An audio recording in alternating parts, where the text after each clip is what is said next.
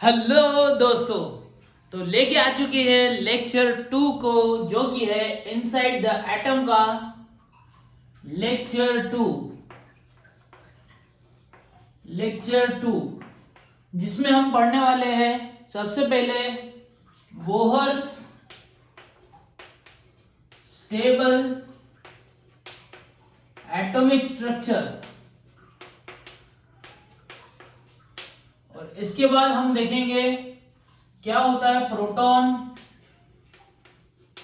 Neutron, electron, इसके बारे में हम जानेंगे। तो चलिए बिना किसी डिले के चालू करते हैं बोहर स्टेबल एटॉमिक स्ट्रक्चर। तो बोहर्स ने क्या बोला है, the electrons revolve around the atomic nucleus lie in concentric circular orbit at certain distance from the nucleus। ऐसा बोला है कि एटॉमिक न्यूक्लियस जो है, ये हमको पता है कि बीच में न्यूक्लियस है और यहाँ पे कॉन्सेंट्रिक सर्कल्स, इस प्रकार के कॉन्सेंट्रिक सर्कल यानी क्या होता है, ऐसे सर्कल जिसका सेंटर एक ही होगा और सर्कल बनते जाएंगे, इसको बोलेंगे कॉन्सेंट्रिक सर्कल्स। इस प्रकार के कॉन्सेंट्रिक सर्कल्स में सर्कुलर ऑर्बिट्स रहेंगे एट अ सर्टेन डिस्टेंस। इसमें एक सर्टेन डिस्टेंस होगा, यहां से यहां पे कुछ सर्टेन डिस्टेंस होगा, इनमें सर्टेन डिस्टेंस होगा, इसमें सर्टेन डिस्टेंस होना चाहिए, और बीच में क्या रहेगा, हमारा न्यूक्लियस रहेगा। ये हमको बीच में क्या है, हमारा न्यूक्लियस। ये हमारे बोहर साहब ने पहला पॉइंट बताया, कॉन्सेंट्रिक सर्कल्स में ऑर्बिट रहेंगे और बीच में न्यूक्लियस रहेगा।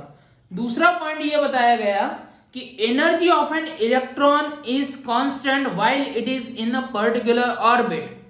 यहां पे कोई इलेक्ट्रॉन है किसी ऑर्बिट में, तो उसकी एनर्जी पर्टिकुलर रहेगी कुछ, और यहां पे अगर दूसरे ऑर्बिट में है या तीसरे ऑर्बिट में है तो हर एक इसकी एनर्जी ये डिफरेंट होगी, ये बताया उन्होंने सेकेंड पॉइंट में।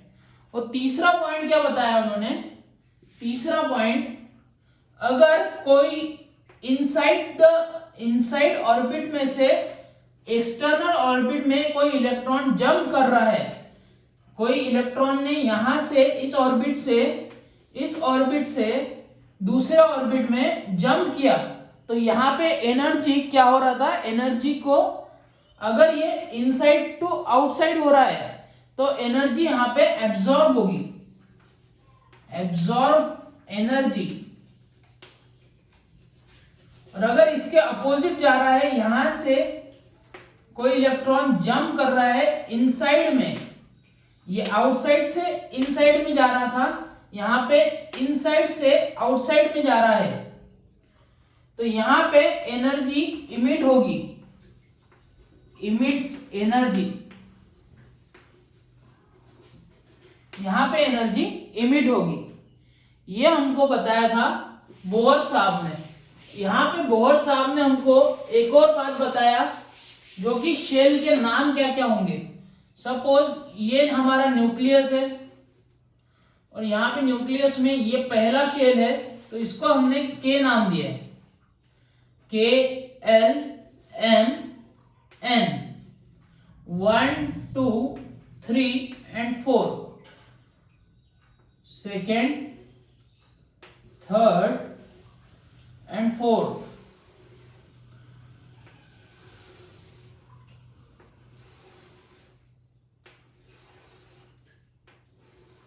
इस प्रकार का स्ट्रक्चर हमको बोहर साहब ने दिया, जो कि फर्स्ट शेल क्या है, K shell,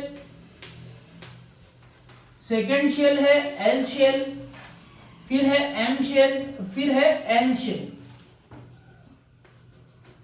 N shell, M shell और N shell.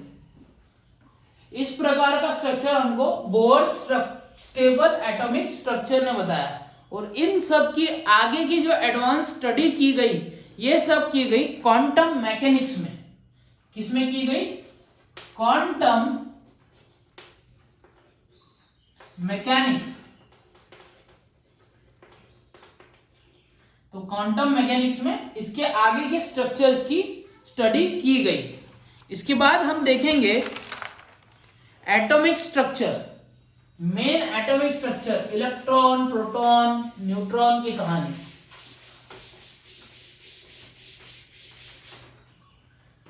Structure of atom.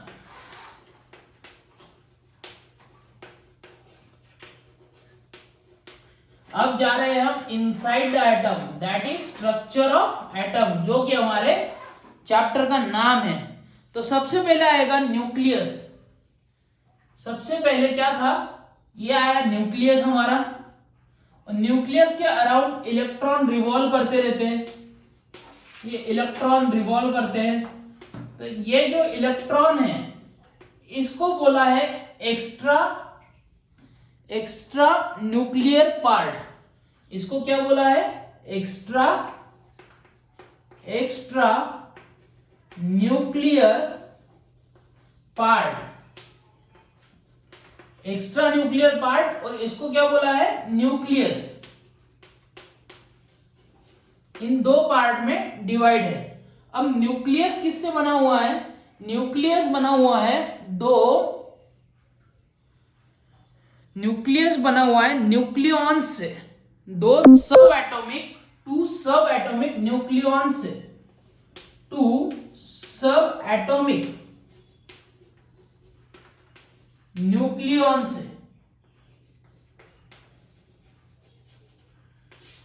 ये टू सब एटॉमिक न्यूक्लियॉन्स कौन कौन है, ये न्यूक्लियस बना हुआ है प्रोटॉन और न्यूट्रॉन से।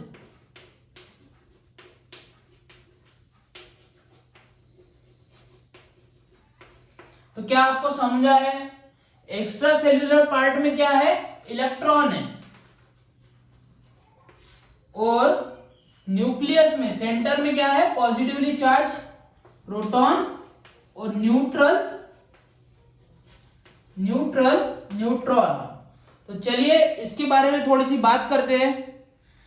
3 सब एटॉमिक पार्टिकल्स है। 3 सब एटॉमिक पार्टिकल्स किसको किसको बोला है, सब एटॉमिक पार्टिकल्स, सब एटॉमिक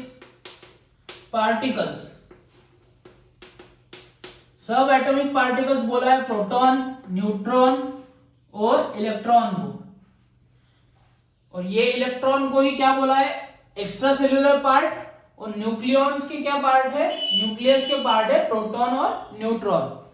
इस प्रकार से आपको इसको समझना है, काफी सिंपल है। Proton positively charge, neutron neutral, electron electrically negatively charge. तो सबसे पहले हम न्यूक्लियस के बारे में जानते हैं। इस सबको रब करेंगे। सबसे पहले हेडिंग देंगे हम, हमारा प्यारा न्यूक्लियस। न्यूक्लियस जो कि है इलेक्ट्रिकली, पहला पॉइंट ये है न्यूट्रल, बिल्कुल गलत। ये है पॉजिटिवली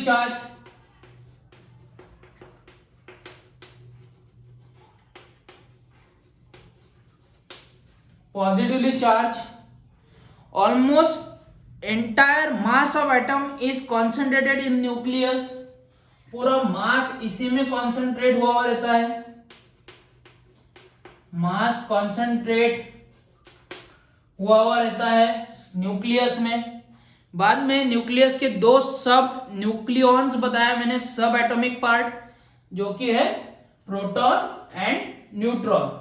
तो चलते हैं प्रोटॉन्स की ओर। सबको समझ रहा है क्या, ये स्पीड आप मैच कर पा रहे हो, प्लीज कमेंट में मुझे बताइए। स्पीड ठीक है कि स्पीड हमको कम करना है या और इससे एनहांस करना है। तो चलते हैं प्रोटॉन्स की ओर। प्रोटॉन में हम अगर देखते हैं तो प्रोटॉन भी है सबसे पहले पॉजिटिवली चार्ज है। तो डिफरेंस क्या है, तो पॉजिटिवली चार्ज और nucleus is due to proton in it.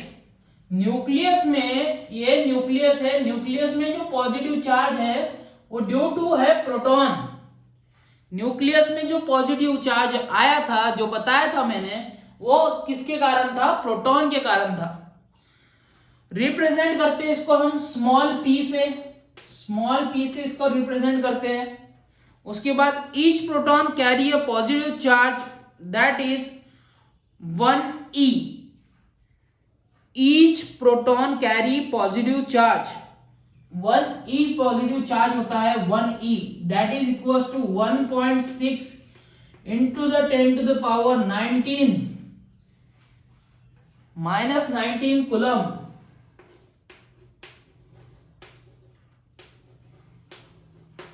इतना कूलम चार्ज होता है।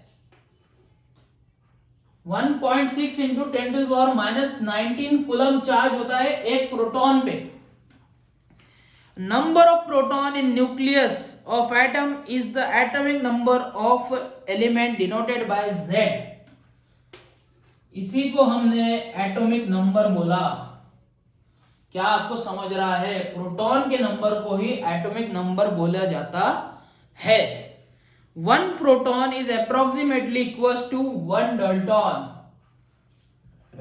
एक proton equal to 1 dalton, 1 U। और 1 U की वैल्यू क्या है? 1 U is equal to 1.66 into 10 to the power minus 27 kilogram. क्या किसी को यहां तक के डाउट है? Mass of 1 hydrogen atom is approximately 1 U। 1 dalton होता है हाइड्रोजन का एटॉमिक मास। तो क्या प्रोटॉन में किसी को दिक्कत है? एक बार स्लोली थोड़ा वीडियो पॉज करिए, थोड़ा पीछे जाइए और फिर से एक बार प्रोटॉन को सुनिए, तो आपका कंसेप्ट 100% क्लियर हो जाएगा। तो ये होगा हमारा प्रोटॉन। अब बचता है हमारा एक्स्ट्रा सेल्यूलर या extra nuclear part, that is electron. उसके पहले हमको न्यूट्रॉन के बारे में देख लेना होगा। न्यूट्रॉन जो है हमारा, न्यूट्रॉन होता है न्यूट्रल, न्यूट्रॉन होता है न्यूट्रल। बाद में सिंबल है इसका स्मॉल n।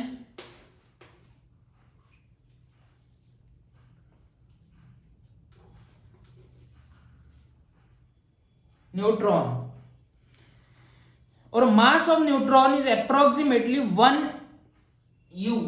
1 U इतना इसका मास होता है, that is equal to 1 proton. यानी प्रोटॉन और न्यूट्रॉन का वजन सरीका हो गया है, सेम हो गया है। अब चलते हैं हम एक्स्ट्रा न्यूक्लियर पार्ट, जो कि है अराउंड, ये जो न्यूक्लियस के अराउंड एक्स्ट्रा न्यूक्लियर इलेक्ट्रॉन्स दिख रहे हैं हमको, extra nuclear part that is electron. तो इलेक्ट्रॉन की ओर चलते हैं। इलेक्ट्रॉन, तो इलेक्ट्रॉन ये नेगेटिवली चार्ज होते हैं, negatively charge, negatively charge species denoted by electron के ऊपर माइनस, ई के ऊपर माइनस देते हैं, उसको हम डिनोट करते हैं इलेक्ट्रॉन से। The electron carries 1 unit negative charge. यहां पे 1 नेगेटिव चार्ज होता है, 1 unit negative charge. Mass of electron is 1800 times lesser than hydrogen. इसलिए इसको हम मास इसका निग्लिजिबल लेते हैं। हाइड्रोजन का वजन 1 है और 1 से 1800 टाइम लेस हाइड्रोजन से, इतना टाइम लेस इसका वजन होगा इलेक्ट्रॉन का। तो हम देख लेते हैं, electron in the extra nuclear part revolve in the discrete orbital around the nucleus.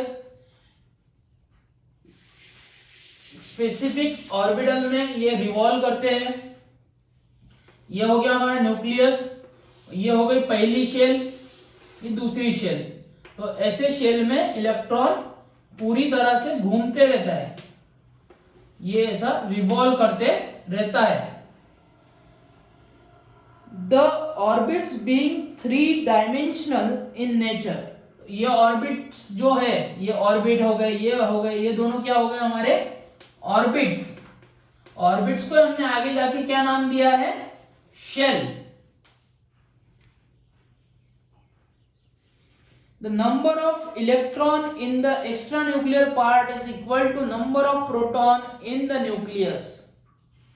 Electron number और प्रोटॉन नंबर ये सेम होता है और इसको हम डिनोट करते हैं Z से। मतलब यहां पे प्रोटॉन 10 प्रोटॉन है, 10 प्रोटॉन है तो 10 ही इलेक्ट्रॉन भी होंगे और इनको हम डिनोट करते हैं Z से। Z, that is, therefore electrical charge is balanced and the atom is electrically neutral. 10 हो गए तो ये क्या हो गया, इलेक्ट्रिकली न्यूट्रल।